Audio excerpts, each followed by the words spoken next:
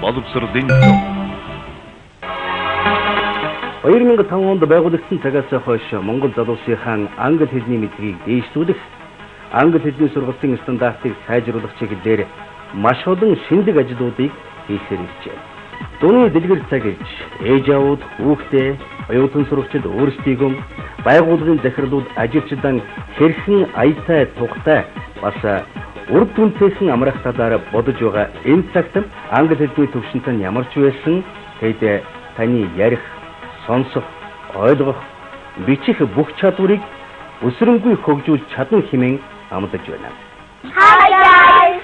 My name is Kanchimik. I am 12 years old. My name is Ingcha. I am 12 years old.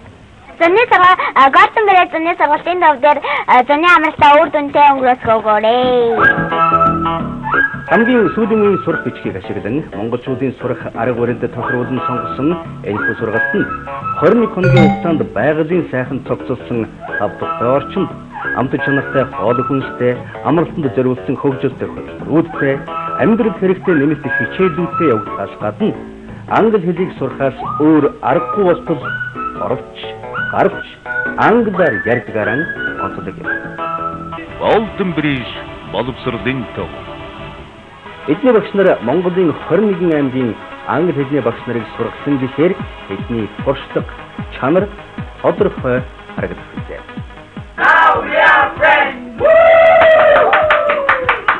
Come and learn English! Dream, I dream. I knew when we collide. Welcome to our